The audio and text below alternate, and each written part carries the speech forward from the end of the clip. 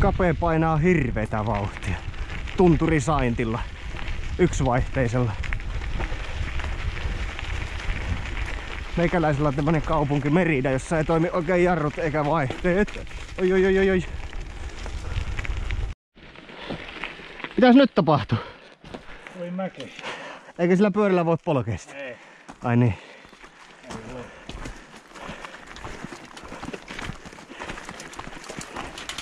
Lasketellaan aina 100 metriä ja talutetaan 100 metriä.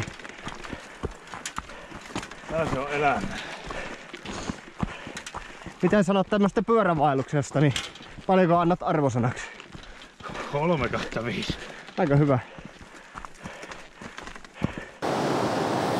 Joo, löydettiin tästä Koskerannasta hyvät taukokivet.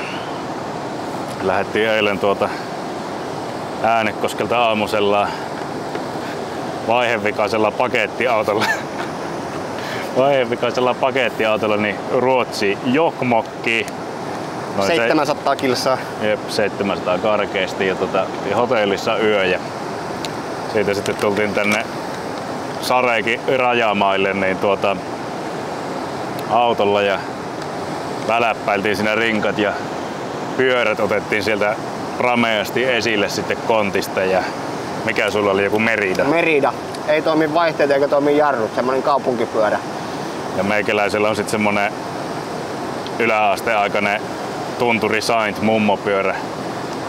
Liikaa rengaspaineita, tuntuu eniten perseessä ja Yksi vaihe. yksi vaihe. No mullakin on yksi vaihe, kun en mä uskalla vaihtaa niitä. Ylämäät joudutaan taluttaa, mutta alamäät onneksi säästetään vähän aikaa siinä sitten. Niin. Joo, 6 kilsaa ollaan nyt pamauteltu pyörillä ja aika tuommoista kivikkoista on ollut ja vielä 4 kilsaa siitä lisää pyörillä ja sitten vaellellaan semmonen, olisiko 6 kilsaa tuohon mikä Akse joku tunturiasema ja sen pitäisi vielä olla auki, et ei sillä varmaan hirveästi ihmisiä ole. Ainakaan toivottavasti ei olisi. Niin, oli tossa muutama autoparkki paikalla. Mut huomenna sitten Skjerfe-huipulle olisi tarkoitus, sinnekin oli joku 7,5, että siitäkin tulisi 15 päivä. Että tuolla nuo lumihuiput näkyy, et en tiedä onko joku noista Skjerfe. Saattaa olla. Asia selviää jatkossa. Joo, nyt on kyllä tosi nätti tämmönen paikka tosiaan. Vesi virtaa, varmaan kohinaa kuuluu, en tiedä kuuluuko puhetta tästä ollenkaan, mutta hieno jokipätkä ja tosiaan lumihuippuja näkyy aika reilusti tuolla. Oo. Eiköhän tästä reissu saa? Varmasti. Vesi on kirkasta ja todella hyvää. Jännää tuommoista sameaa, siinä on varmaan jotain mineraaleja liuvennut, kun on tuommoisen erikoisen väristä, mutta kyllä kapeista joi ja vielä pystyssä mies. Vielä on ukko pystyssä. Ihan kuolemaksi ollut. Mutta tosi siisti maisemaa ja aurinko paistanut koko päivä, että aurinkorasvan kanssa piti kyllä läträillä kun lähettiin. Mutta tarkoitus olisi tosiaan tänään vielä semmonen 10 kilsaa edetä, josta puolet pyörällä ja huomenna sitten pamautetaan Skjerfe-huipulle, jos siellä nyt ei olisi lunta ihan älyttömästi. Lumikenkiä ei sattunut matkaan tällä kertaa.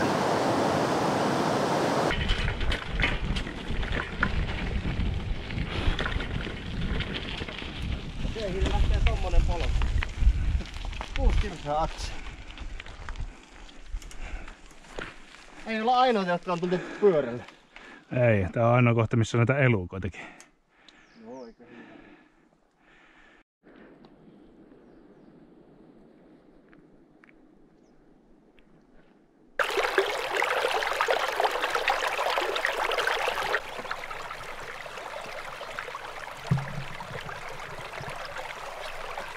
Kirkasta on ainakin. 5/5. Ollaan nyt kohta 6 kilometriä kävelty juurakkoa, kivikkoa ja pitkospuita. Saatais kohta pikkuhiljaa olla jo perille. Oho!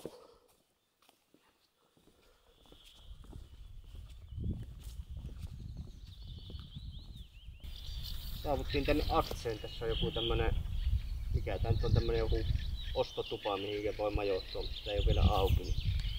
Täällä on aika rauhassa, mutta maisemat on kyllä aika viimeisen pielle.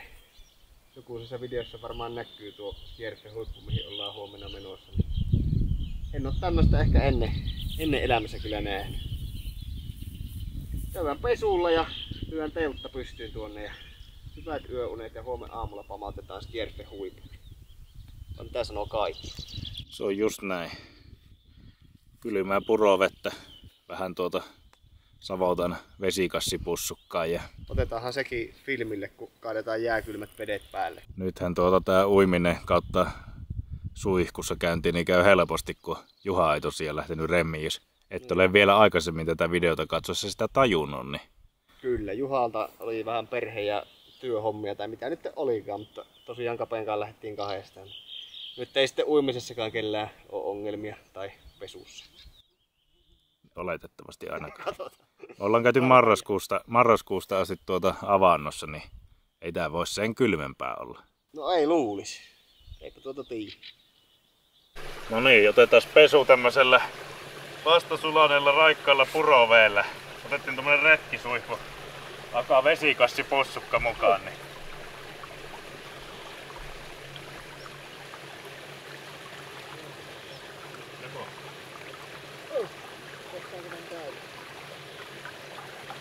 No niin!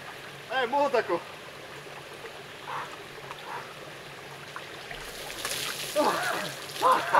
Vielä tulee. Sitten uutta. Ei olis kylmä. Ei olis paha. Sun vuoro. Se on valmis. Ei.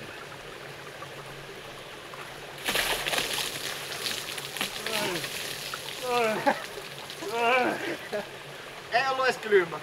Ei ollut kylmää. No virkistikö se pesu? Kyllä virkisti, että muuten ei tehnyt oikeastaan pahaa, koska ollaan treenattu.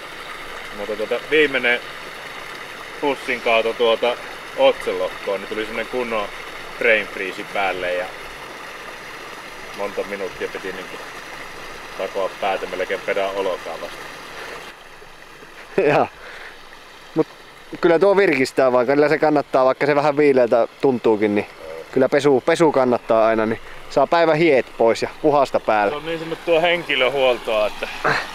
Tämmöstä suihkua ei joka pojalla löydy. Siis pussia.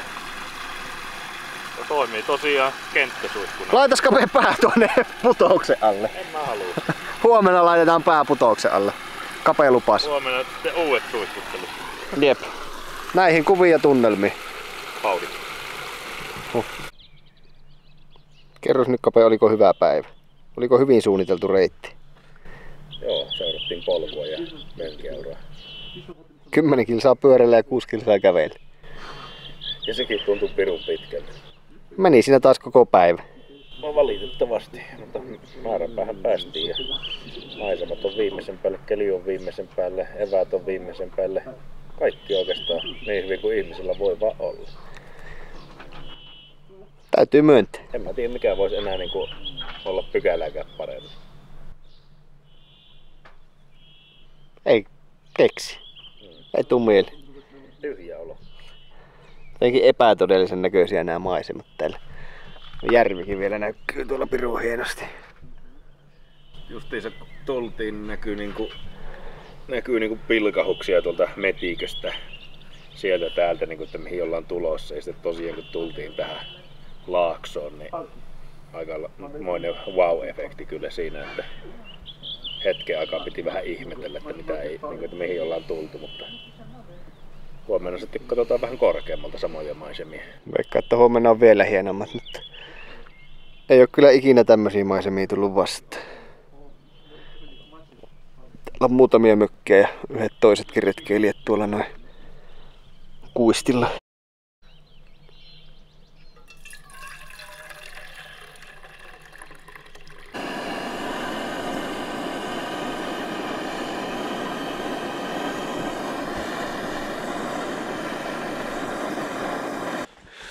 Joo, lähdettiin Skjerfeen kohta nyt. Jätettiin teltta tuohon paikalle ja rinkat sinne ja ihan päivärepuilla tämmönen 8 kilsaa suuntaan se nyt olisi sinne huipulle.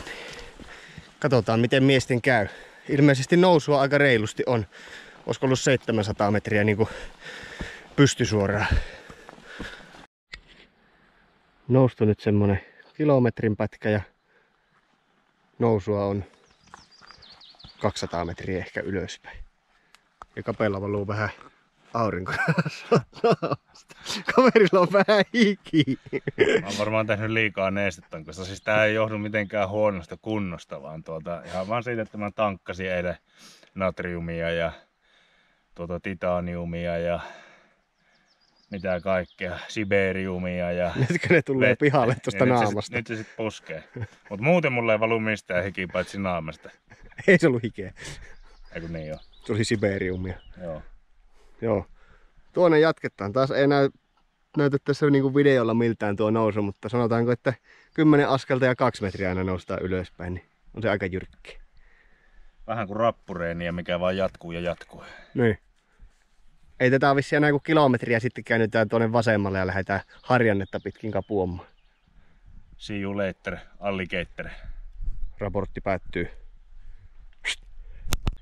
Nyt päästiin tasaiselle. Luntakin alkaa jo olemaan. Ei meiltä varmaan se vesi lopu. Ketään muita ei ole näkynyt. Oho. Siellä oli 8 ruotsalaista. En mä tiedä miten ne on päässyt näin korkealle. Niillä ei ollut edes happivehkeitä. Ei saatu lainaa happea, kun ei niilläkään ollut. Pikku vesitauko tässä. Kelepaa olla näissä maisemissa. Yksi tai eka jyrkkä nousu takana, nyt on tämmönen pätkä vähän tasaisempaa ja tuolla sitten näkyykin loppuhuipennus. Linnuntietä ei pitkä, mutta varmaan joku 6 kilsaa vielä tuota reittiä. Ehkä, arvio. Kivikausi on tuonut tänne tommosen ison kiveen. Ei se ollut kuin jääkausi. Ei ollut kuin kivikausi. Eihän se ole jäätä, vaan kiveä. Tonnehan vaikka pistäis leirin pystyyn tuonne kiveen alle.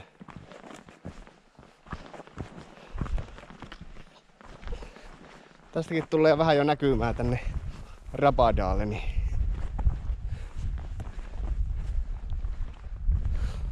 muuten oikeesti aika jylhä kivi. Kerro jotain fiksua. Mä oon nopea. Pistetään rakkolaasterit ihan ennaltaehkäisevässä mielessä. On niin kivikkoista, että jalka hinkkaa tälleen kengässä. Ei sit tarvi huomenna rakkoja varoa. Samalla pikku patukkatauko. Käyhän laskee tuosta. Miksi? Sinäkäs tuhoustu. No kyllä ne kuivaa täällä. Täällä paistaa aurinko ja tuulee. Laskut sinä se kamera tänne. Mä oon kameramies, en minä vai.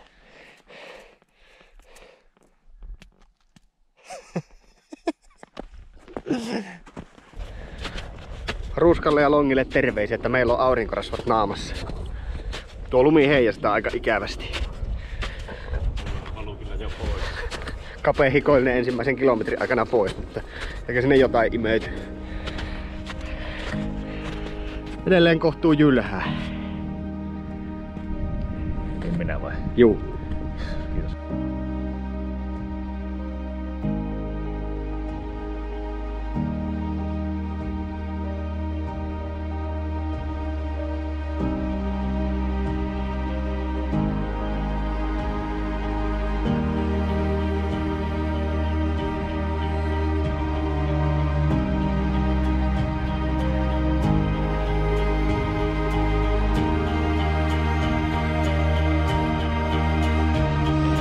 Niin, on jännät hetket. Ollaanko huipulla vai valehuipulla? Aika tasaiselta näyttää.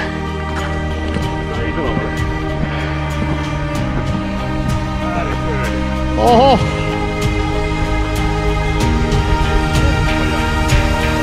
No tehtiinkö me?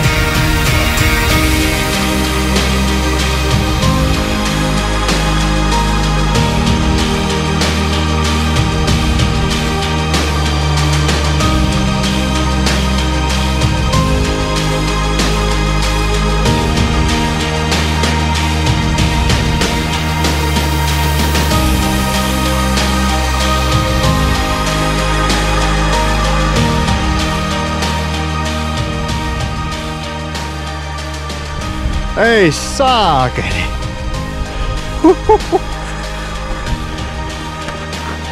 Jaha! Mehtämikolle terveisiä, sun takia tultiin tänne. On kyllä ihan Nimes maineensa arvoinen tai näköinen paikka. Ei saakeli. Ei uskalla sen verran korkean paikan kammaa. Kivi. Oi, ei tullut edes hikki. Ei tullut missään. Yllättävän mieto siis silleen, kun toi alku oli silleen, että ihan se eka otti jalat silleen. Näytti, että se 200 metrin nousu olisi pahempi. Kyllä se nyt kohtuu helposti meni. Inhimillistä. Ei tuolla muuallakaan niinku Sopii myös liikuntaan. rumaan näköistä. Joo, kyllä tänne pyörätuolilla olisi tullut. Ei saa.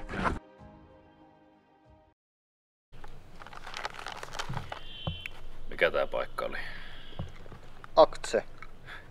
Se levittiin vaan perän kanssa Aktseen takaisin. 16 kilsaa ja käytiin Skjerfe huipulle ja Rapadaalle ja vähän ihailemassa. 5/5 paikka, ei voi valittaa. Kelitkin on ollut kyllä, sanotaan 4/5, oli vähän ehkä liian kuuma. Oli takit ja muut mukana, mutta ei tarvinnut kyllä pitkää paitaa laittaa päälle. No, oli tämä näin, mutta ei takkia tarvinnut. Nyt vähän tässä rentoudutaan loistavan kelin merkeissä taas ennen. Mennään sitten Suihkuun. suihkuun hemmottelemaan itseämme ja jalkahoitolaan ja muut siinä kaikki. Niin. Mentäis uimaan, mutta kun kilometri on uimapaikalle, niin milloin mennään tuohon suihkuun. Älä kuvaa sitä Tapio.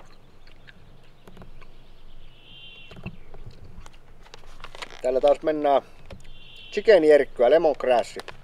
Kuivalihakundi, käykähän koittaa. Tuli mainos. Täytyy sanoa, että kyllä tää Korkatijakeen tekemä puukko niin osoittautunut erittäin hyväksi täällä. Näytä.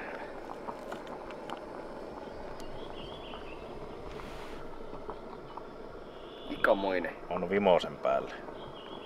Aitoa suomalaista käsityötä. Kyllä. On hieno. Omia. Tässä vaan meillä makkaraperut edistyy. Että. Pekkojen poikien klassikkoruoka, nyt meillä on ensimmäistä kertaa paistinpannukin, niin ensimmäistä kertaa näyttää oikeesti hyvältä. Kahtokaa miten kaunista. Kauniisti ottaa makkarat ja perut väriä. Ihan klassikko grillausmauste. Niin Käytiin siinä suihkussa ja oli noin 15 ihmistä meidän suihkun aikana käveli ohi siitä, että just sattui joku iltaruuhka. vähän ihmettelivät. Kysyivät vaan, että ootteko Suomesta. Että kyllä. 10 litraa kylmää vettä kapeen päälle, niin ootte suomalaisia. Jep. Eiköhän siinä ala olla eka satsi kuule jo syömistä vaille valaamista. Pitää nyt perinteisesti kysyä, että mikä se on arvosana. Millä asteikolla? 0-5. 5/5. Niin täydellinen. Hyvää rasva ja suolan seosta.